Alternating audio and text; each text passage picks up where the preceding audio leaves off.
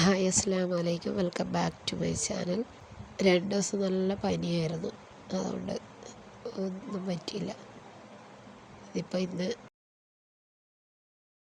10 kilo ചിക്കനും 9 kilo അരിയും പള്ളിയിലേക്കുള്ള ഒരു ചീരണിയായിട്ട് ചെയ്യുന്ന, അപ്പം അതിൻ്റെ വീഡിയോ ആണ്. ഇപ്പോൾ ചിക്കൻ പീര വെച്ചതാണ് ചെയ്യുന്നത്. സവാള ഒരു 3 കിലോ സവാള, തക്കാളി 1 കിലോ, ആവശ്യത്തിന് ഉപ്പോട്ട്. ആദ്യം സവാള നമ്മൾ നൈസായിട്ട് അരിഞ്ഞെടുത്തിട്ടുണ്ട്. അപ്പോൾ അത് ഉപ്പൊക്കെ ഇട്ട് വാടാൻ വെച്ചിട്ടുണ്ട്. സവാള വഴന്നതിന് ശേഷം മാത്രമാണ് തക്കാളി ഇട്ട് കൊടുക്കൽ. അപ്പോൾ ആദ്യം തന്നെ ഉപ്പിട്ട് കൊടുത്താൽ സവാള നല്ലപോലെ വഴന്ന് കിട്ടും.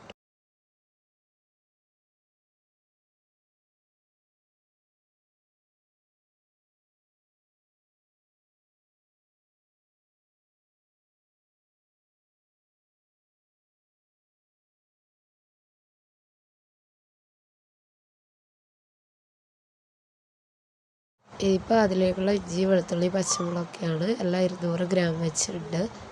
അത് പേസ്റ്റ് ആക്കിയിട്ട് അതിലോട്ട് ഇട്ട് കൊടുക്കുന്നുണ്ട്.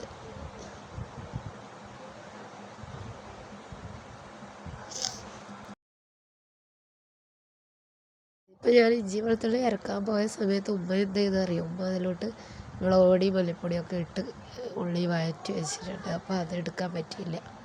അല്ല, ഇപ്പോൾ മുളക് പൊടി മല്ലിപ്പൊടി ബാക്കിയുള്ള കുറച്ച് ഇട്ട് കൊടുക്കുന്നുണ്ട്. നമ്മൾ 10 കിലോ ചിക്കൻ വെക്കാൻ ഇപ്പോൾ ഒരു 1/4 കിലോ മുളക് പൊടി, 200 മല്ലിപ്പൊടി, എല്ലാം 200 വെച്ച് ഇഞ്ചി വെളുത്തുള്ളി പേസ്റ്റ് അതൊക്കെ വെച്ചു. പിന്നെ നമ്മൾ ചിക്കൻ മസാല ഇടുന്നുണ്ട്, കുരുമുളക് പൊടി, ഗരം മസാല എല്ലാം ഇടുന്നുണ്ട്. ഇതിപ്പോൾ ഇതിലോട്ട് സവാള തക്കാളിയെല്ലാം വഴന്നതിലോട്ട് നമ്മൾ ചിക്കൻ കഴുകി ക്ലീൻ ചെയ്ത് വെച്ചിരിക്കുന്ന ചിക്കൻ അതിലോട്ട് ഇട്ട് കൊടുക്കുന്നുണ്ട്.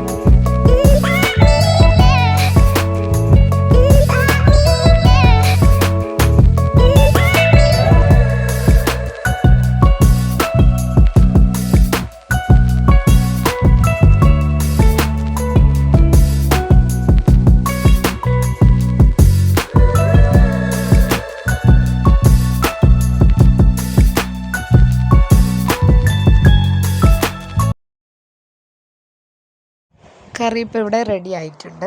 ഇനി ചോറ് വെക്കാനുള്ള പരിപാടിയാണ്.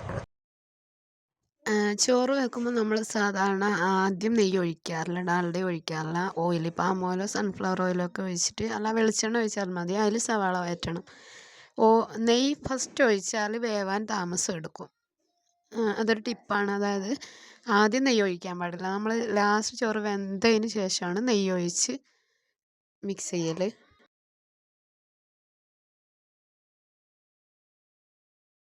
ചോറ് വെക്കുമ്പോൾ നമ്മൾ ശ്രദ്ധിക്കേണ്ടതെന്ന് വെച്ചാൽ, ആദ്യം നെയ്യോ ഓയിലോ ഒഴിച്ച് സവാളയൊക്കെ വഴറ്റി അണ്ടിപ്പരിപ്പ് മുന്തിരി വഴറ്റിയതിന് ശേഷം നമ്മളത് കരിയുന്നതിന് മുന്നേ വെള്ളം ഒഴിക്കണം. അപ്പോൾ വെള്ളം ഒഴിക്കേണ്ടതെന്ന് വെച്ചാൽ നമ്മൾ ഇരട്ടി വെള്ളമാണ് ഒഴിക്കുന്നത്. അതായത് 1 കപ്പ് അരിയാണെങ്കിൽ 2 കപ്പ്.